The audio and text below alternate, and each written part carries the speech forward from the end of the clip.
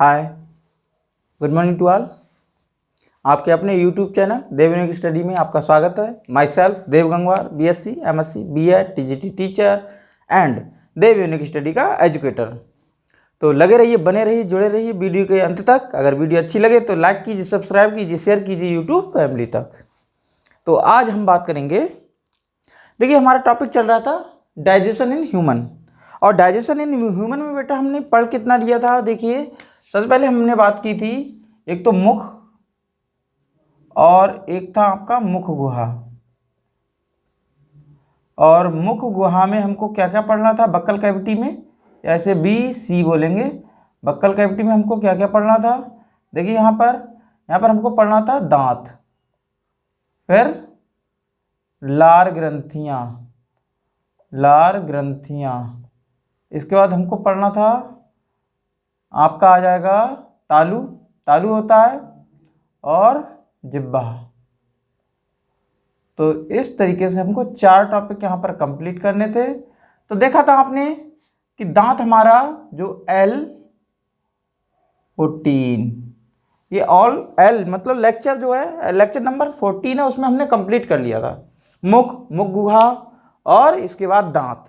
तो देखिए दांत पे मैंने चित्र भी बनाया था, दंत सूत्र भी बताया था, सब कुछ बताया था। तो यहाँ क्या करें, मैं यहाँ पर लिंक दे दूंगा वीडियो में, तो आप लिंक के माध्यम से उसको देख सकते हैं और प्ले लिस्ट में भी जाकर उसको देख सकते हैं। तो मैं बात करूँगा, देखिए अब हम बात करते हैं लार ग्रंथियों की। लार ग्रंथियाँ, तो देखिए मुख में लार ग्रंथियाँ होती हैं। लार ग्रंथियों की हम बात करते हैं। देखिए पहले तो हम डायग्राम के द्वारा समझते हैं। देखिए तो कॉपी पेन पेंसिल रबर उठा लीजिए और मेरे साथ बनाइएगा ज़रा। देखिए बनाना चित्र ज़रूरी होता है, वरना समझ में नहीं आएगा आपको। इस तरीके से बनाना है आपको, ये देखिए इस तरीके से बनाइए आप।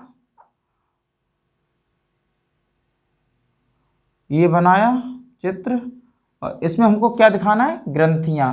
कौन सी, लार ग्रंथियाँ। अब देखिए लार ग्रंथियाँ मैं दिखाऊंगा। अभी सबसे पहले हम देखिए यहाँ पर इस तरीके से इसको कंप्लीट कर लेते हैं डायग्राम को। और डायग्राम को कंप्लीट करने के बाद देखिए आप क्या करेंगे, इसमें आप लार ग्रंथियाँ दिखाएंगे। तो लार ग्रंथियों की मैं बात करूँ, देखिए लार ग्रंथियाँ होती कितनी हैं बताइए। चलिए 3 जोड़ी लार ग्रंथियाँ बेटा कितनी होंगी, 3 जोड़ी। ये क्वेश्चन बहुत आता है कि लार ग्रंथियाँ कितनी जोड़ी होती हैं। तो देखिए लार ग्रंथियाँ जो होंगी तो कितनी जोड़ी होंगी, 3 जोड़ी। एक तो कहाँ होती है, कान के नीचे। इस तरीके से हम बना रहे हैं यहाँ पर, ये देखिए कान के नीचे मैंने बनाई है, ये इस तरीके से लार ग्रंथि। एक होती है आपकी जिह्वा के नीचे, ये जिह्वा के नीचे, जिह्वा मीन्स होता है टंग, तो इस तरीके से टंग के नीचे होगी। और एक होती है अधोहनु। तो देखिए अधोहनु जो ये होती है मैग्जिला बोन, कौन सी, मैग्जिला। और ये होती है मैंडिबल और ये मैग्जिला।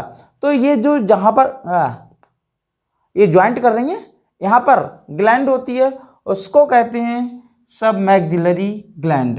तो यहाँ पर जो ज्वाइंट करेगी या इस तरीके से ये मुख गुहा में सारी की सारी खुलेंगी, ये आपकी आ जाती है, ये इस तरीके से ये आपकी आ जाएगी। अब देखिए नाम भी लिख देते हैं। ये है आपकी सबलिंगुअल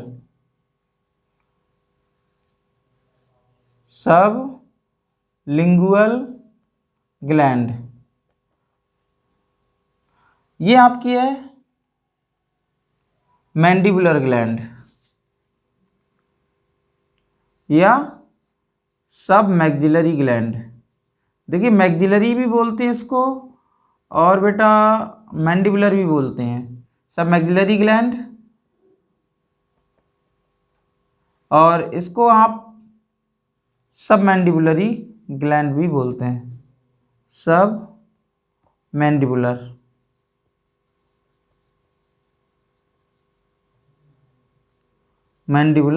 ग्लैंड आपको एक नाम याद रखना है, या और हम लिख देते हैं यहाँ पर। देखिए इस तरीके से, चलिए और से कलर से लिख देते हैं यहाँ पर हम ये, और याद रखना आपको। नेक्स्ट देखिए और है यहाँ पर पैरोटिड ग्लैंड। कौन सी बेटा ये? Parotid gland, parotid gland. Parotid glands देखिए कहाँ होती है, ये बहुत पूछा जाता है, ये कान के नीचे पैरोटिड ग्लैंड। तो देखिए यहाँ पर हम हिंदी में भी बात करते रहते हैं, तो इसे बोलते हैं अधो जिह्वा। अधो मीन्स नीचे, जिह्वा मीन्स जीभ के, अधो जिह्वा लार ग्रंथि। तो ये नाम से ही क्लियर है, अधो मीन्स नीचे, जिह्वा मीन्स जीभ, जीभ के नीचे होगी ये इस तरीके से। नेक्स्ट सब मैंडिबुलरी, यहाँ पर ये मैंडिबल और मैग्जिला बोन जाकर मिलती हैं, यहाँ पर पाई जाती है इस तरीके से, और कान के नीचे। तो देखिए यहाँ पर इसे बोलते हैं अधोहनु, अधोहनु लार ग्रंथि, या केवल ग्रंथि भी बोल सकते हैं। देखिए अधोहनु, ये बोन हनु कहलाती है, इस बोन को क्या कहते हैं? हनु। तो इसीलिए बोलते हैं अधोहनु ग्रंथि। ये है आपकी कर्णपूर्व ग्रंथि, क्या नाम है? कर्णपूर्व ग्रंथि। कर्णपूर्व लार ग्रंथि बोल सकते हैं, लार ग्रंथि। तो ये बेटा कहाँ होगी? आपकी कान के नीचे। तो ये बहुत ज़्यादा पूछा जाता है। अब होता क्या है, जो कान के नीचे देखिए यहाँ पर, ये लार्जेस्ट बोन है, मतलब लार्जेस्ट का मतलब है यहाँ पर हम तुलना किस में कर रहे हैं? केवल लार ग्रंथियों में। लार ग्रंथियों में जब हम तुलना करेंगे तो इसका मतलब क्या है? ये लार्ज है और ये स्मॉल है, ये वाली स्मॉलेस्ट होगी, छोटी होगी। चलिए यहाँ पर लिख देते हैं स्मॉलेस्ट, और ये मीडियम। इस तरीके से यहाँ पर लार्ज। अब देखिए होता क्या है बेटा, एक वायरस होता है पैरामिक्जो वायरस। कौन सा? पैरामिक्जो वायरस। अब यहाँ पर पैरामिक्जो वायरस क्या करेगा, इस तरीके से देखिए यहाँ पर, ये आपके लिए यहाँ पर जो छोटे बच्चे होते हैं उनमें देखिए क्या हो जाता है, पैरामिक्जो वायरस इन्फेक्शन कर देता है तो गलफुल्ली नामक रोग हो जाता है। कौन सा रोग हो जाएगा? Paramyxo virus, paramyxo virus, paramyxo virus. तो ये क्या कर देता है? Inflammation in parotid glands. कर्णपूर्व लार ग्रंथि क्या हो जाती है? सूज जाती है। Inflammation, inflammation in parotid gland,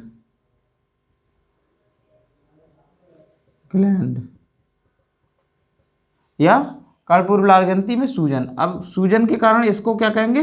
कौन सी डिजीज हो जाएगी? गलसुआ, मम्प्स, मम्प्स। इसे गलफुल्ली भी बोलते हैं। क्या क्या बोलेंगे? गलसुआ या गलफुल्ली, गलफुल्ली भी बोलते हैं, या कनमन भी बोलते हैं। बेलाडोना सीट लगाई जाती है। तो इस तरीके से यहाँ पर ये रोग हो जाता है। अब देखिए होता क्या है, यहाँ पर लार ग्रंथियों में मैं बात करूँ तो ये पूछा भी जाता है, तो इसमें थ्योरी लिखने के लिए आती है। तो देखिए थ्योरी कैसे लिखते हैं।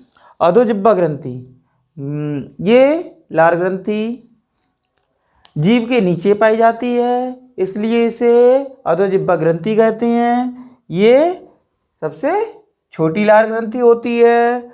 और देखिए इनकी नलियों के नाम आते हैं, ये नली आपको याद रखनी है। कौन कौन सी नली हैं यहाँ पर याद रखेंगे? ये एसपी, इसकी जो डक्ट होती है नली, वो कहलाएगी स्टेंसन डक्ट। क्या कहलाएगी?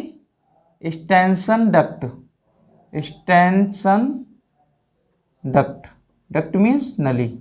और ये देखिए यहाँ पर ये आपका आ जाता है एलआरजी, ये कहलाएगी रिविनस डक्ट, ये आपकी कहलाएगी रिविनस डक्ट। ये क्वेश्चन आते हैं यहाँ से। नेक्स्ट ये कहलाएगी वार्टन्स डक्ट। ये चलिए यहाँ पर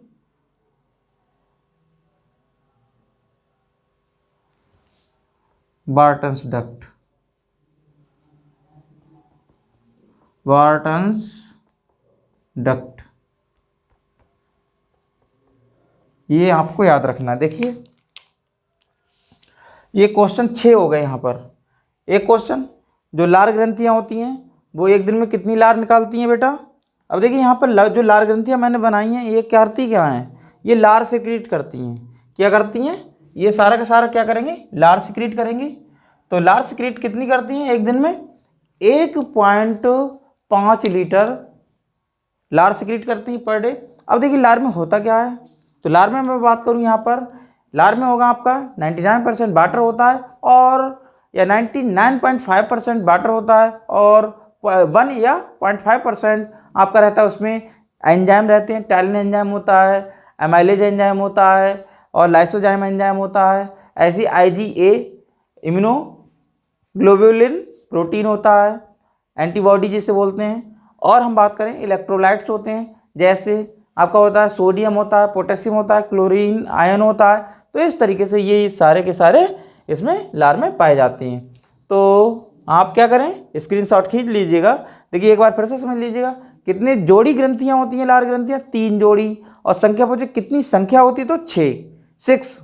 तो यहाँ पर याद रखना है कौन कौन सी, एक होती है अधोहनु, अधो कर्णपूर्व कान के नीचे, और अधो जिह्वा अंग्रेजी में, सबलिंगुअल, सबमैंडिबुलर और सब मैक्सिलरी भी बोलते हैं, और पैरोटी ग्लैंड्स।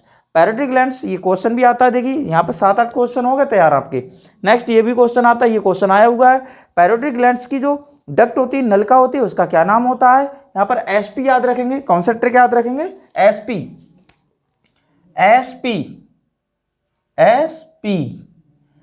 मीन्स क्या है, एक्सटेंशन डक्ट, और P मीन्स पैरोटी ग्लैंड। SP का मतलब क्या है यहाँ पर बेटा, आप याद रखेंगे एक्सटेंशन डक्ट, और ये आपको याद रखना है पैरोटिड ग्लैंड। ये इस तरीके की ट्रिक है। नेक्स्ट आप देखिए यहाँ पर, ये इसका भी ट्रिक है, यहाँ पर याद रखेंगे आप, ये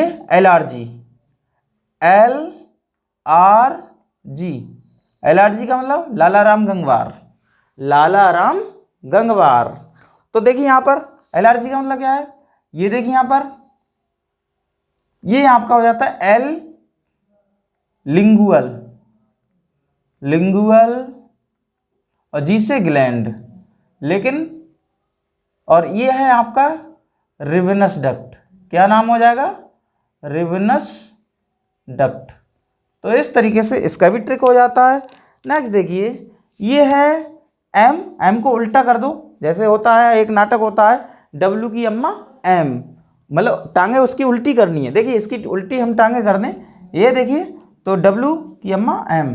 तो यहाँ पर याद रखना है आपको, W एक लड़का है, उसकी टांगे, ये W है, W की टांगे उल्टी कर दो। इस तरीके से देखिए टांगे उल्टी हमने कर दी, तो ये आपने देखा कि क्या बन गया, ये आपका बन गया ये ट्रिक W की अम्मा M। तो यहाँ पर W का मतलब क्या है, वार्टन्स डक्ट। क्या नाम है, वार्टन्स डक्ट। और ये रह गया आपका मैक्सिलरी ग्लैंड। तो इस तरीके से आपको ये पूरा का पूरा यहाँ पर पूरा ये आपका, अभी देखिए थ्योरी भी मैं अभी लिखाऊंगा हिंदी में ही, कि एक एक हेडिंग अभी हम इसमें लिखेंगे। स्क्रीनशॉट खींच लीजिएगा। इस तरीके से समझ में आ गया। देखिए पैरोटिड, सबलिंगुअल, ये यहाँ पर जुड़ी हुई है ये, तो यहाँ पर सबमैंडिबुलर या सबमैक्सिलरी ग्लैंड।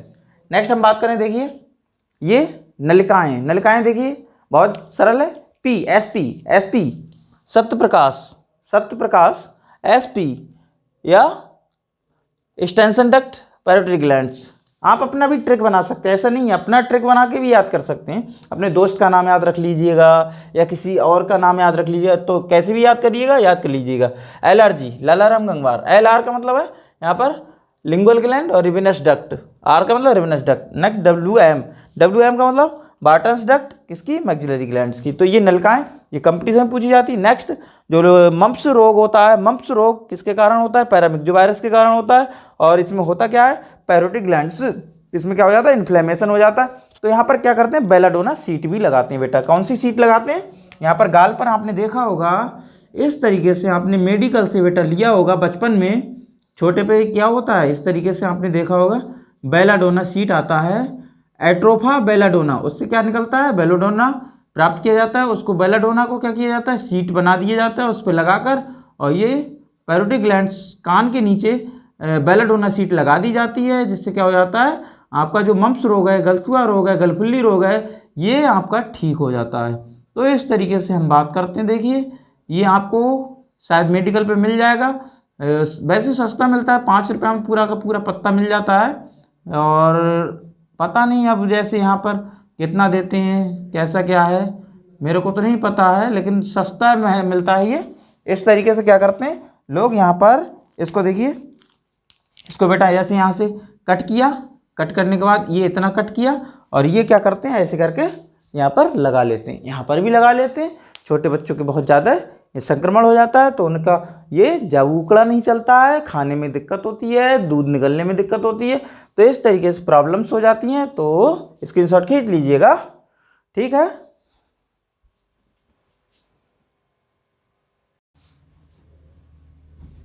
देखिए ये मैंने लिखा है, तो इस तरीके देखिए आप समझ सकते हैं कि कैसे क्या है। तो लार ग्रंथियाँ मनुष्य में कितनी जोड़ी होती है, 3 जोड़ी। क्वेश्चन बहुत आता है ये बेटा, हमेशा याद रखिएगा 3 जोड़ी, या यहाँ पे याद रखिएगा 6 संख्या आए तो संख्या में कितनी है,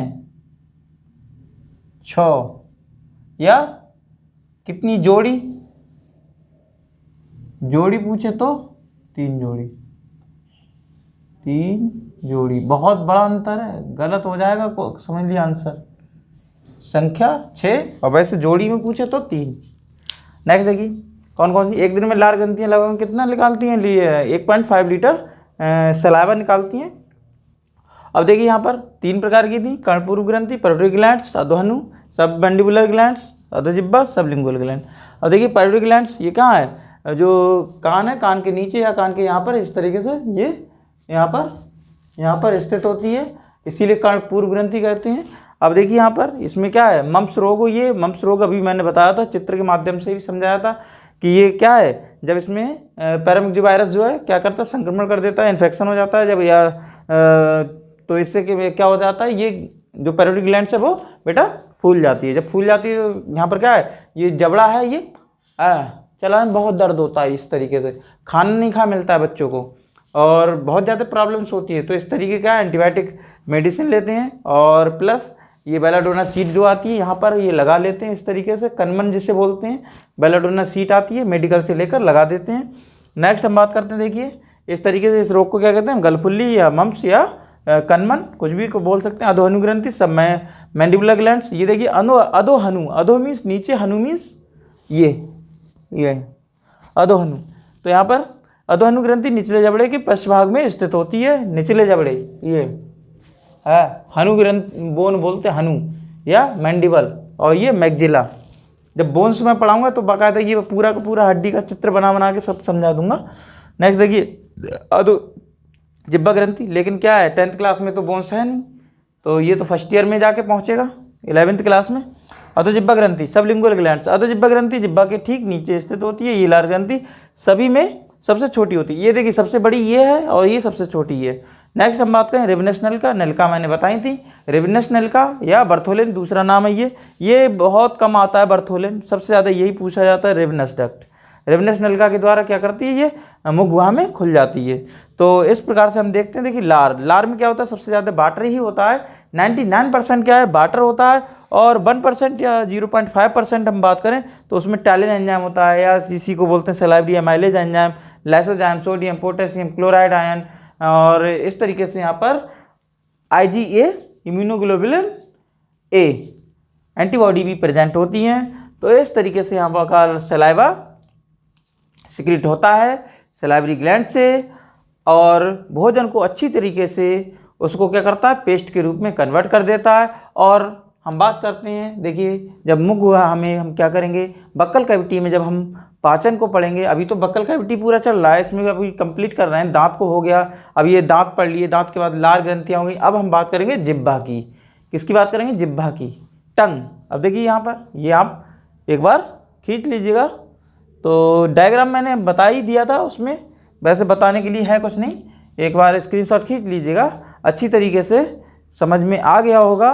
थ्योरी भी लिख दी, थ्योरी भी मैंने समझा दी, तो क्या करें आप इसको अच्छी तरीके से याद कर लीजिएगा, ज़्यादा नहीं। ये देखिए ये क्वेश्चन आता है, ये क्वेश्चन आता है, और ये 3 जोड़ी लार ग्रंथियाँ, ये क्वेश्चन आता है, रिवेनस नलिका आती है, वार्टन्स डक्ट आती है और स्टेंसन डक्ट। चलिए यहाँ पर मैं इसको और से रंग से लिख देता हूँ।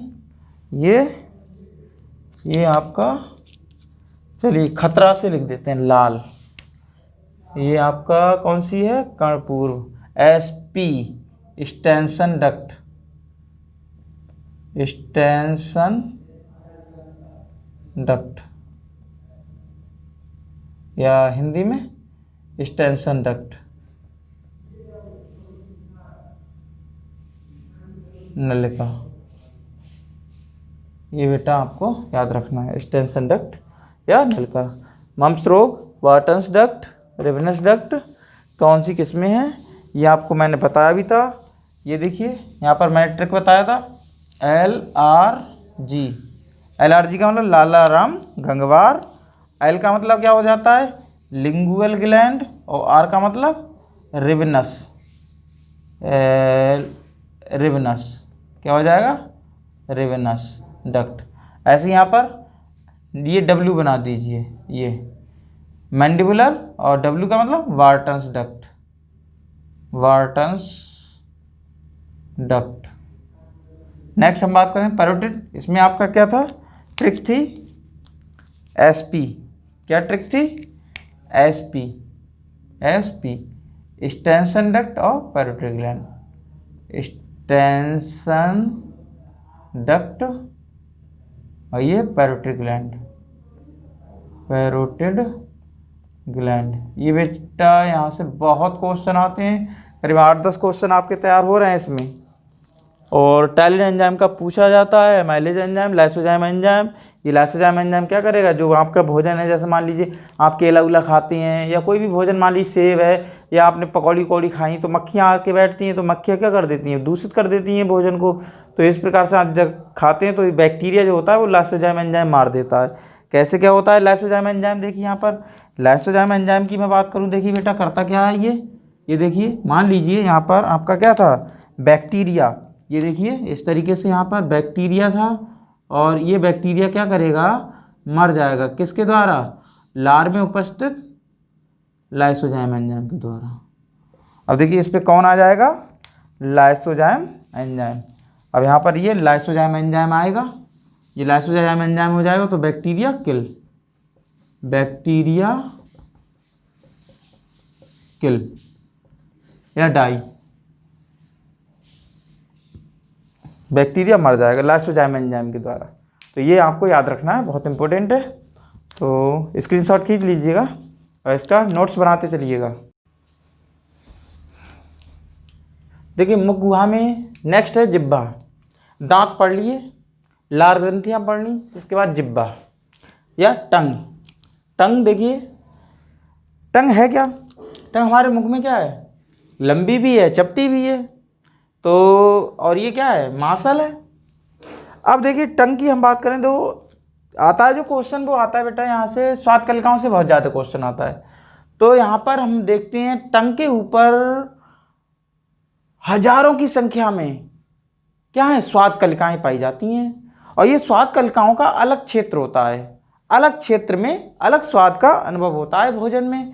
जैसे भोजन की मैं बात करूँ तो एक तो स्वाद कैसा लगेगा? मीठा भी हो सकता है, खट्टा भी हो सकता है, कड़वा भी हो सकता है, और नमकीन, नमक डालते हैं, साल्टी।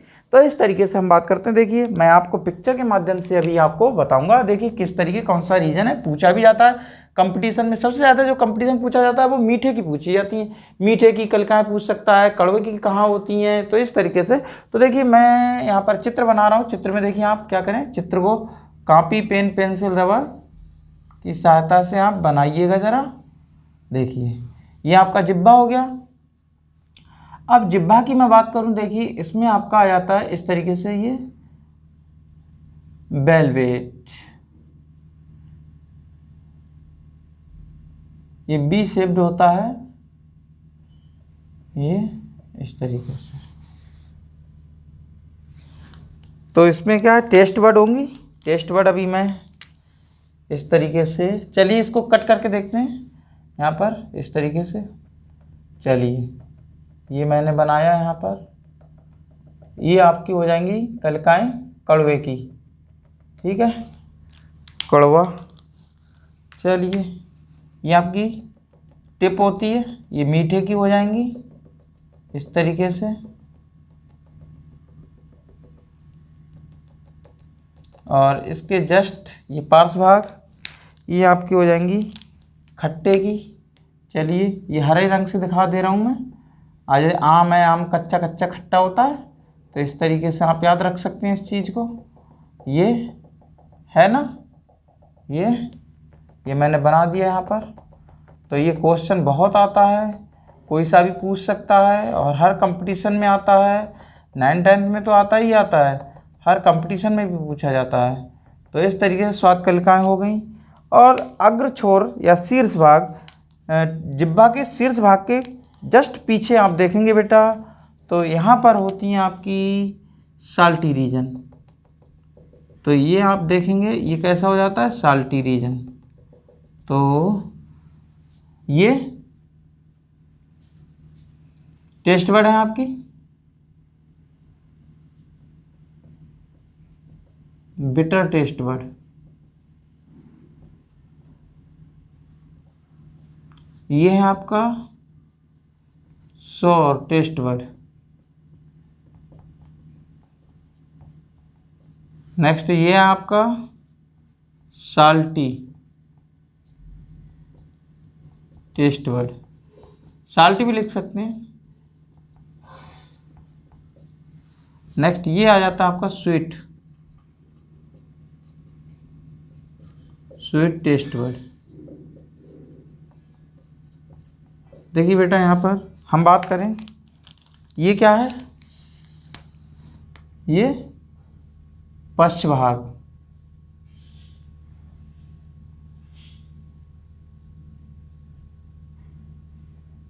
ये पार्श्व भाग,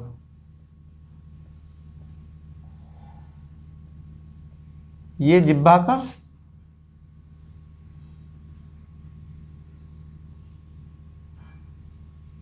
अग्र से पीछे का भाग, पीछे, और ये शीर्ष भाग, जिब्बा का शीर्ष भाग। इसको ही अग्रभाग भी बोलते हैं बेटा, अग्रभाग। तो यह लिख लीजिए। अब देखिए यहाँ पर, चलिए ये आपका क्या हो गया, कड़वे की स्वाद कलिकाएँ, स्वाद कलिकाएँ। और नेक्स्ट ये आ जाता है आपका खट्टे की स्वाद कलिकाएँ। और नेक्स्ट आ जाता है आपका बेटा यहाँ का नमकीन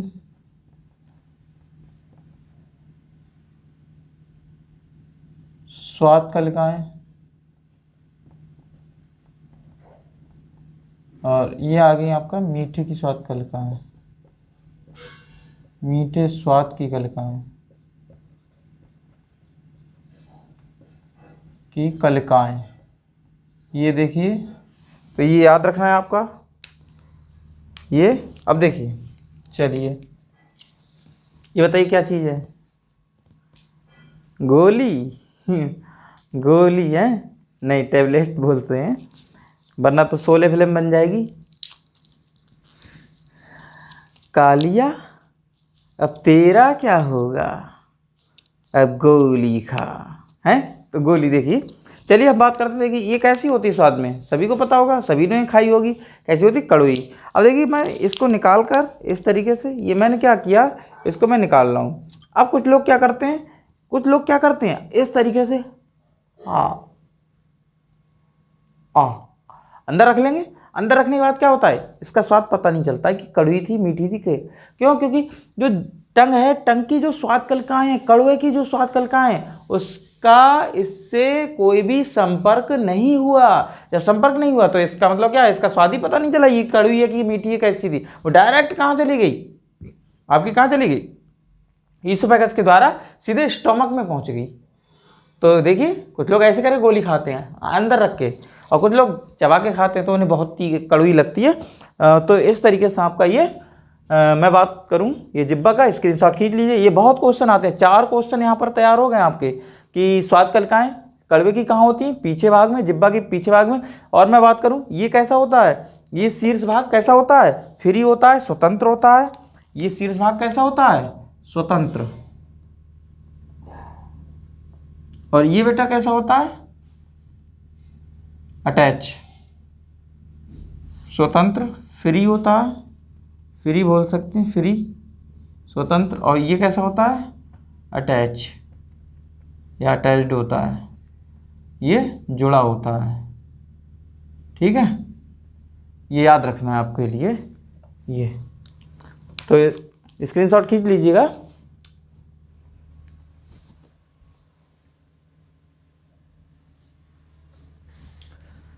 देखिए यहाँ पर ये लिखा है, अभी मैंने समझाया भी था, चित्र के माध्यम से लिख भी दिया है। तो मुख गुहा में एक जिब्बा पाई जाती है, ये संरचना में लंबी, चपटी एवं मांसल होती है। जिब्बा के ऊपर श्लेष्म ग्रंथियाँ भी पाई जाती हैं। देखिए हाँ है, लार है, श्लेष्म, श्लेष्म मीन्स एक तरीके से म्यूकस, चिपचिपा पदार्थ, ठीक है, पाई जाती हैं जो श्लेष्म स्रावित करती रहती हैं, जिस कारण जिब्बा कैसी रहती है, नम रहती है। जिब्बा का शीर्ष भाग स्वतंत्र होता है, पश्च भाग कैसा होता है, जुड़ा हुआ होता है। इस प्रकार से हम जिब्बा को इच्छानुसार, देखिए इच्छा नहीं है,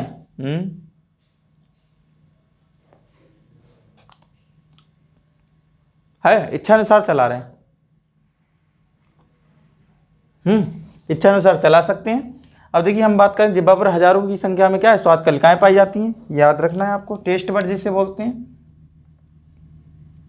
टेस्ट बड या टेस्ट बर्ड्स, टेस्ट बर्ड्स, स्वाद कलिकाएं पाई जाती हैं। अब देखिए यहाँ पर स्वाद कलिकाएं कितनी होती हैं, 4 प्रकार की होती हैं। नंबर 1 मीठे स्वाद की कलिकाएं, ये अभी मैंने बताया था, ये कहाँ होती हैं, शीर्ष भाग पर। कहाँ होंगी बेटा, शीर्ष भाग पर, ये आपको याद रखना है, शीर्ष भाग पर होंगी। नेक्स्ट हम बात करते हैं, देखिए जिससे स्वाद क्या है, मीठे का पता चलता है। कड़वे स्वाद की कलिकाएं कहाँ होती हैं, पश्च भाग पर, ये आपको याद रखना है, पश्च भाग पर। नेक्स्ट देखिए खट्टे स्वाद की कलिकाएं कहाँ होती हैं, ये आपका पार्श्व भाग का मतलब किनारों पर, पार्श्व भाग या किनारों पर, ये आपको याद रखना है। चलिए नेक्स्ट हम बात करते हैं, देखिए नमकीन स्वाद की कलिकाएं कहाँ होती हैं, जो अग्रभाग होता है, शीर्ष भाग होता है, उसके जस्ट पीछे, थोड़ा सा पीछे, तो यहाँ पर पीछे, शीर्ष भाग के जस्ट पीछे। इस तरीके से आपका यहाँ पर ये रिमाइंड कर लीजिएगा एक बार फिर से, क्या ये जिब्बा है, लंबी होती है, चपटी होती है और मांसल होती है, इसमें श्लेष्म ग्रंथियाँ होती हैं, नम बनाए रखती हैं, स्वतंत्र होता है शीर्ष भाग, पश्च भाग जुड़ा होता है, लेकिन मेंढक में अलग होता है। स्वाद कलिकाएं पाई जाती हैं, शीर्ष भाग पर क्या होता है, मीठे की, और पश्च भाग पर आपका क्या होता है, कड़वे की। अब रहेगी ये पार्श्व भाग है,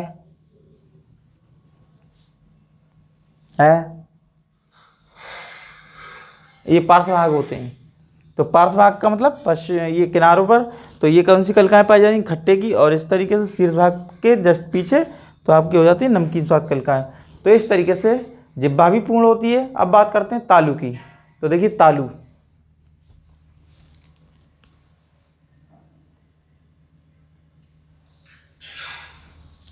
तो बेटा तालू, तालू की हम बात करें तो इसे पैलेट बोलते हैं। ये तालू आपका कितने प्रकार का होगा, 2 प्रकार का। ये आपका हो जाता है तालू, एक होता है हार्ड पैलेट, इसे बोलते हैं कठोर, चलिए थोड़ा सा सही लिख देते हैं, कठोर तालू, और मृदु तालू या मुलायम तालू।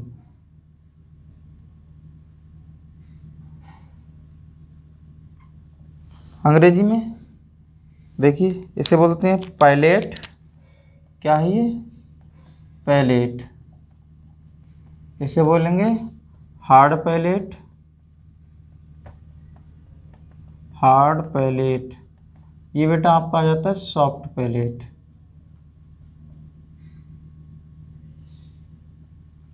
Palette, soft palate. अब देखिए हार्ड पैलेट है क्या, पहले मैं यहाँ पर चलिए चित्र के माध्यम से थोड़ा समझा देता हूँ।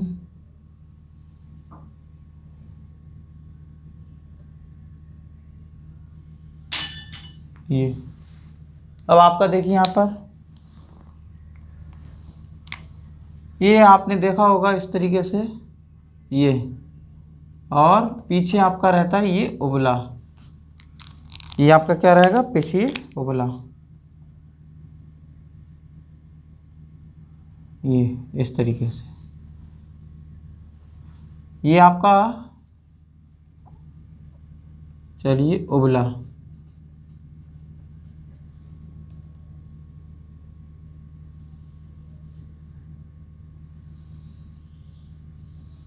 ये और देखिए इसे बोलते हैं हार्ड पैलेट। ये क्या है? Hard palate. और ये है सॉफ्ट पैलेट। इसे क्या बोलेंगे?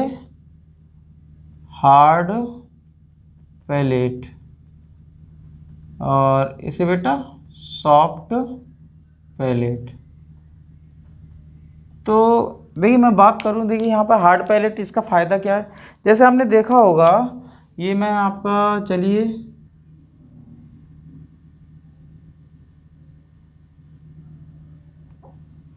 ये मैं क्रोकोडाइल बना रहा हूँ। चलिए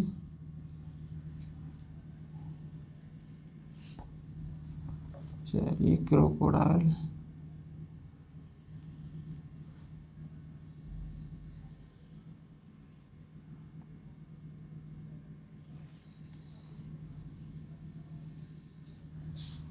तो इसमें देखिए यहाँ पर जो क्रोकोडाइल होता है उसका बेटा यहाँ पर ये जो पैलेट होता है वो हार्ड बहुत ज़्यादा होता है। अब हार्ड पैलेट होने के कारण ही क्या होता है, वो हाथी का अगर पैर भी ना मुंह में दे लेगा ना तो छूटेगा नहीं। तो इस तरीके से आपने देखा होगा ये पैलेट हार्ड पैलेट होता है, और उसका बहुत ज़्यादा उसके यहाँ पर ये क्या होते हैं? रुगी कहलाते हैं। ये रुगी। रुगी। तो देखिए ये करता क्या है, जैसे ये भोजन को ग्रिप्ट बनाता है। ग्रिप्ट जैसे आपने देखा होगा जो जूता होता है, जूते की तली जो होती है उसमें ही आपने देखा होगा ऐसे करके लाइनिंग होती है जूते में। तो इससे क्या होता है? फ्रिक्शन फोर्स, जो घर्षण बल होता है उसको कम करता है, फिसलने नहीं देता है, अच्छी तरीके से पकड़ को बनाता है। तो इसी तरीके जब भोजन को, जब अगर मगरमच्छ है, इस तरीके से क्या है, मगरमच्छ अगर किसी के पैर को भी पकड़ेगा ना तो एकदम ऐसे करके दबा देगा, वो छुटा नहीं पाता है। तो ये क्या करता है, ये जो रुगी होते हैं वो क्या करते हैं? भोजन को अच्छी तरीके से जकड़ लेते हैं, पकड़ लेते हैं। हार्ड पैलेट का ये काम है। तो आप कहेंगे हमारा तो अंदर ऐसा कुछ नहीं है, क्यों? क्योंकि हम क्या हैं? हर्बीवोरस हो चुके हैं। पहले हम जब मांस खाते थे तो क्या है, मांसाहारी थे, जंगलों में जब रहते थे, तो ये ग्रिप्ट क्या है, बहुत ज़्यादा मजबूत थी, बहुत ज़्यादा हार्ड थी, भोजन को पकड़ते थे तो एकदम छूटता नहीं था।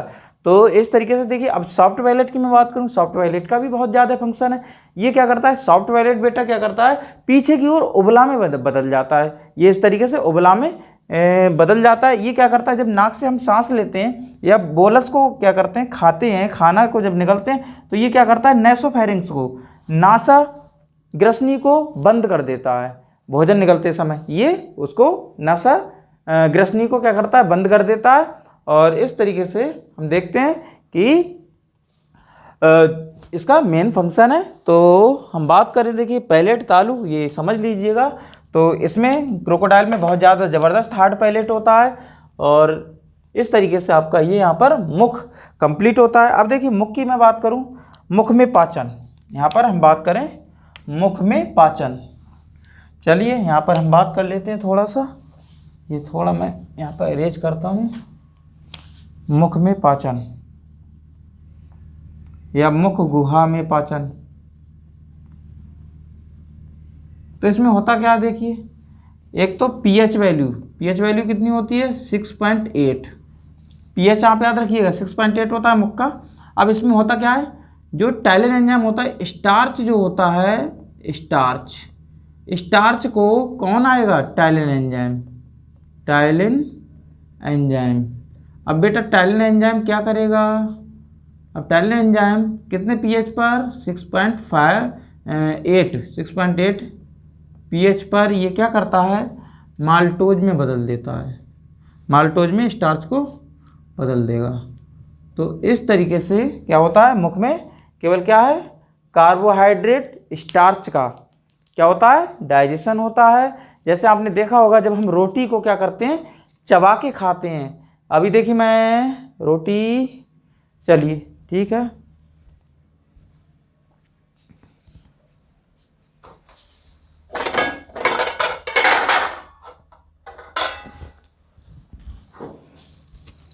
ये देखिए, ये आप देख रहे हैं, ये क्या है, ब्रेड, रोटी। अब इसको मैं क्या करूँगा, देखिए इस तरीके से,